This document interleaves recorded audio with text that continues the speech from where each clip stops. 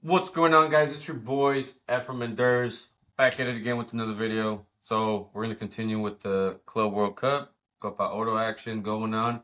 Some very big upsets, and yeah, let's get started. Who are we starting with? So we left off, we were talking about Chelsea and Chelsea versus Benfica. It looked like a done deal. 1-0, 86 minute. Weather conditions were off. They delayed the game.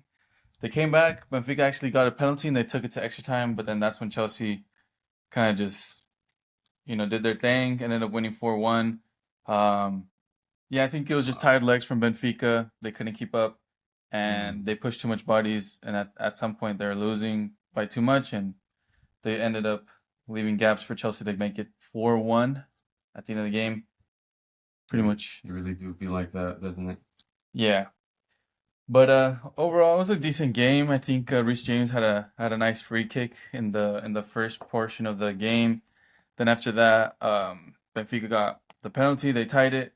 In overtime, Chelsea just kind of dominated by kind of exposing, letting Benfica expose themselves by trying to get the lead and ended up biting them in the ass in the end of it. Then we have some upsets. At least we kind of had predicted maybe a possible Flamengo win. They had a valiant effort. They really did do a decent game, but it wasn't enough for the boys They from almost, Bayern. I think they were, down 3-0, came back 3-2, and then Bayern just had to put the dagger in with that fourth one. But for a second there, Bayern was looking a little, a little choppy, a little desperate, trying to hold the lead, and they were able to hold them off enough, and like I said, scored that dagger. So we were wrong on that one, but valiant effort from the boys nonetheless. Yeah. And yeah, that was pretty much it for that one. Bayern's too strong. Yeah, I think Bayern dominated the game, but there was moments where Flamengo's just unpredictability about the whole Brazilian style of play that kind of led to some Yeah. for them to catch up, and then overall Bayern they were just a little bit more organized, I think, and then a lot of the goals that they scored was just by keeping a high press on Flamengo, hoping for them to make the mistakes, and they eventually did. They try to play out of the back sometimes, and it bit them in the butt, and that's how I think Bayern overall got that win. PSG, Miami, easy They blew game. out 4 goals. First half. I mean, can't expect much from Messi. It takes a team to win, Messi did what he can. He's obviously older. MLS team. Sometimes feel like he's on vacation mode over there, but PSG came in, mollywopped, parked the bus, called it a day. Yeah. I didn't personally watch that game, but the scoreline kind of speaks for itself. 4-0 at the first half. It was a done deal. I didn't have much faith in Miami, and it ended up going through. So it is what it is. But Fluminense taking down Inter, Yeah. that's a big one. And they lost 2-0, or well, Inter lost 2-0, but we didn't watch the game, watch the highlights though. And from the highlights, Fluminense could have scored 3, 4 goals. Not gonna Well, say Inter didn't have chances. They had a couple chances. They hit the post with Lautaro Martinez. They had a couple good saves. But Samra was also on the other side making some good saves. So like it was a lot of chances in the game, but for Fluminense to come in, just face on the Champions League finalists and, you know, score when they had to, just be able to take the pressure and handle it like Brazilian kings, the way they scored those goals, high press, very physical, took advantage, smart moves, plays, and just scored him. it looked like it was like they were one step ahead of Inter. Like that first goal, it was an unlucky deflection, but it's also like, okay, there's three defenders. There's a goalie, the two defenders, and then the striker in between them. It lands on the striker, but it's also the defender's fault, like responsibility to track that ball, the goalie's responsibility to come out, and all that the little aspects of the game, Mm. which I feel like Fluminense was just they were just on it, and I think that was a difference maker. Again, Inter had their opportunities. Lautaro Martinez hit the post. There's more opportunities throughout the game. There's like a really good play that we saw where Barella sends in a long ball, Mkhitaryan drops, brings it down in the box, plays it back, and the keeper, who's 44 years old, I think, 44 From for Fluminense. Fluminense's goalie, Damn, 44 44 year years old. old, makes an incredible save. The Ronaldo of goalies, huh? Older than Ronaldo. He's Mhm. a Memo Ochoa. I'm just kidding. But yeah, I guess unfortunate from Inter. I think they have a lot of work to do with this new coach. We'll see what comes about them in the transfer window. They've made it to two Champions Leagues in the last 3 seasons. Yeah. You would feel like, okay, there's something going right, right? Like this, the progression is going in the right direction. The coach leaves to Al Hilal. Maybe it's time to restart. Maybe it's time to sell all their older players that they could get as much money. Lautaro Martinez, maybe sell Dumfries, just people that you could make money from. And Speaking we're of Al Hilal and all the new coaches, we're watching the City Al Hilal game right now, and they're in extra time.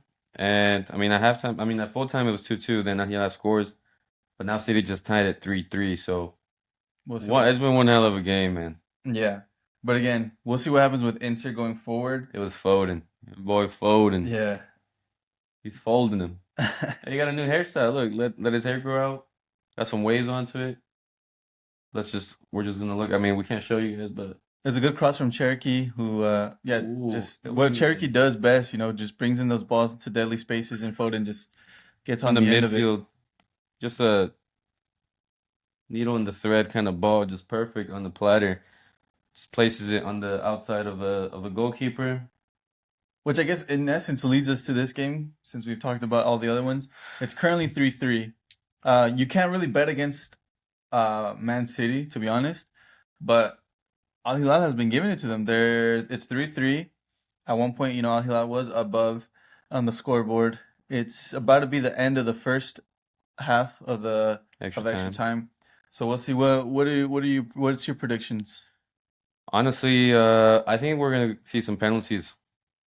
I think they're just gonna go at it. Nothing much will be able to come out of it, and uh, I think City's gonna be the more pushing, aggressive side right now. They don't want to go to penalties, and I think Latins gonna do everything in their power to stop it. And we see go to penalties. At that point, I mean, I like the underdogs. I mean, I would like to see Al Hilal go on, I but don't. City's strong, so I'm I'm gonna go Al Hilal oh, in penalties? in penalties. I'm an avid Al Hilal hater as a Ronaldo fan. I think Man City, they brought in some good players in the OT, which I don't understand why it took them so long to bring on Marmoush and Ryan Cherky. I think Ryan Cherky should be starting over Rangers. He's been exceptional off the bench. I think it's time to start him. But again, we just saw it. Cherky puts in a dangerous ball. Foden gets on the end of it. I think it's That gonna game continue that way in the second half of this overtime, and I think Man City's gonna end up taking it. in penalties, or No, no, no. I think it's not going to penalties. they're gonna score right now. I think they're gonna score, and I think Ryan Cherokee is gonna dedicate it to me because we got a connection like that. But Just kiss him already. tell him to pay me. We're here. We're here for wherever the money's at. I'm there. That's But right. City Copa has it. Copa Copa de Oro, Oro, baby. big upsets.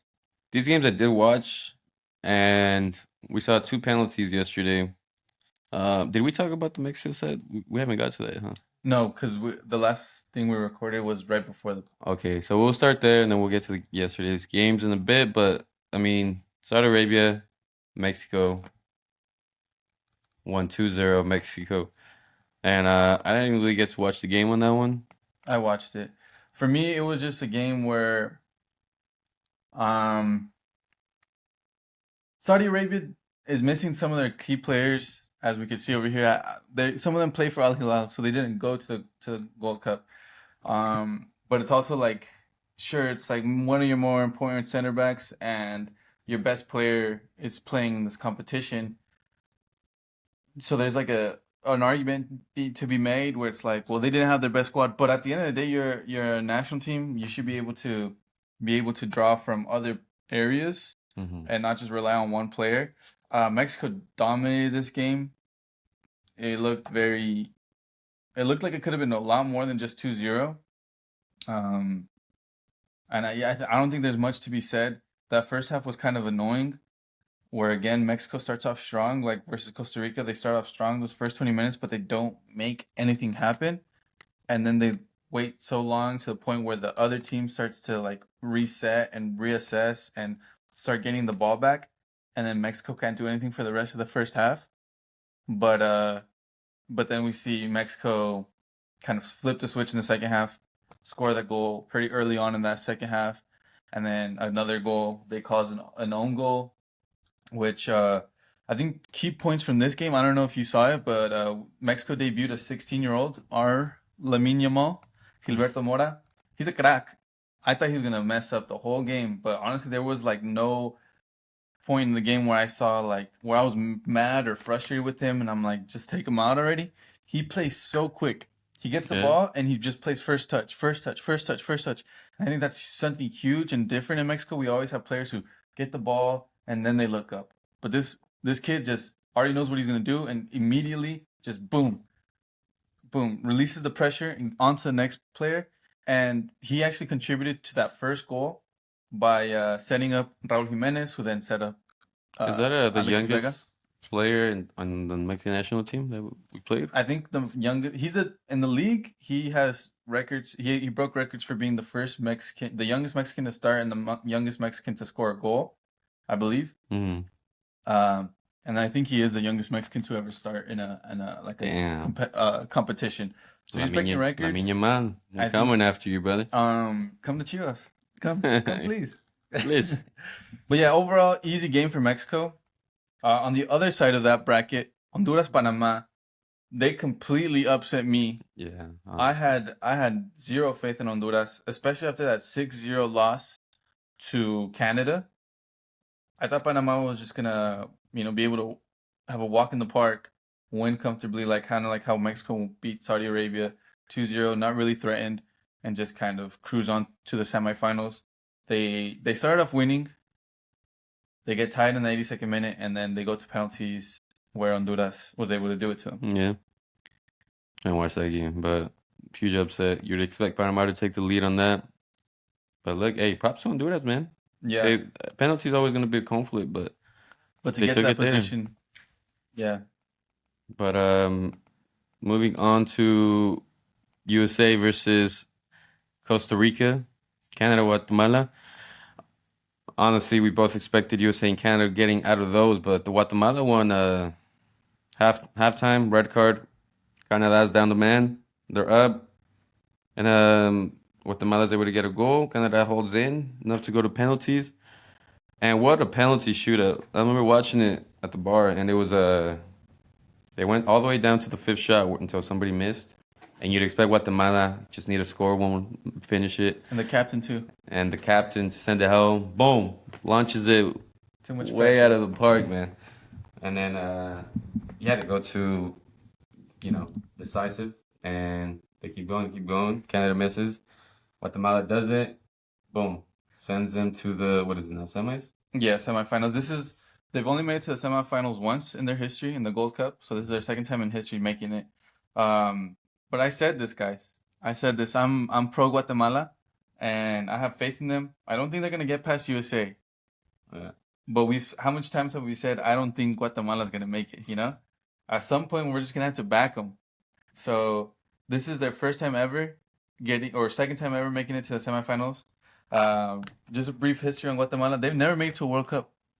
Damn. And with this system, where they're making it to the semifinals for the second time in history, you'd feel good about them. They're especially with the World Cup being hosted in USA, Mexico, Canada, there's a lot more spaces for them. They're not competing against USA, Canada, or Mexico, which is creating a lot more space for them to eventually get into the World Cup. So bet on Guatemala this next couple years. I have them in the World Cup. Are they qualified yet? Not So yet. they're still in the qualification round. They're in the final round. They're in a group with I think Panama and Suriname and then like another like weaker team. And the first one goes directly to the World Cup. The second place goes to like a playoff, like a wild card game. Mm. So we'll see what happens with them. But Does Copa Oro automatically get you no, Copa Oro is its own its thing? own thing. That just gets you to Confederation. It just gets you swag points. Gets you swag points and it gets you hella bitches. Yeah, remember So- that. Copa Oro gets you bitches. Hashtag. So we got a USA Guatemala semifinal, and on the other side we have Honduras Mexico. What are we saying? Honduras, Mexico. Yeah, Oh, gotta go with my boys. we gotta go with the Mexican. motherland. I think this is Mexico's Copa Oro to lose, but It's definitely set up for them. yeah, I mean, USA didn't even take all their players, you know, and they seen it yesterday against Costa Rica. I mean, they struggled to get that tie, honestly, and it was even in penalties. You got Keylor Navas, who was a Real Madrid, you know, scored won some Champions Leagues with him, and they managed to pull through though, but it was an intense set of penalty kicks. For a second, it was like, all right, let's. It looked like they were trying to miss him because there was like 3, 4 misses on each team. But Yeah, it was definitely a weird game. But I mean, saying that USA doesn't look that strong because they tied to Costa Rica isn't the best argument because Mexico yeah, tied to Costa Rica. oh Different yeah, circumstances, playoffs versus group stage game when you're already qualified. Maybe the pressure's not the same, hmm but it's definitely going to be a hard game if Mexico and USA go to the final. I think that's the logical final, but who knows? So USA, Guatemala, Mexico, Honduras. I mean, imagine we see a Guatemala Honduras final. No one would watch the game. Nobody watching it. Yeah. They FIFA would won't. not let They that will not happen. allow that. This scripted for USA Mexico final. Yeah, But I just hope we get some good games. You know, I think Guatemala is going to surprise USA. We might see some other penalties in that game. Same thing goes with Honduras. You know, I feel like Mexico's been like the top dog. Anytime you want to try playing them in for the Central American teams, they come in with ganas. You know, and they got something to improve. Mexico's just gotta hold it down. Gotta let them know who's the big dog. it But is kind of like a game of like I guess you could compare it to like when you play against people who don't necessarily play or know really how to play soccer. Sometimes it's hard to they defend you very well just because they're not so traditional in the way that they defend. I think Honduras and Guatemala are gonna lean on that, kind of like a guerrilla warfare style. Kind of just play and try to break down the system and not really be organized. Kind of lean on that unorganized style of play and just be physical. Be get in their heads. Um, you know, ask for every foul, hit you in in every scenario, in every situation, just to try to get the edge on you. But I think it'll be different. It'll be a good way. It'll be a good game. I hope it's not just some shout out, but when's the game this weekend? July 2nd. So I Oh, believe that's actually that's in 2 days. 2 days. So that's Thursday. No, Wednesday. Wednesday. Wednesday. Wednesday. So yeah, some good midweek games for you guys. And Yeah. then we got Real Madrid.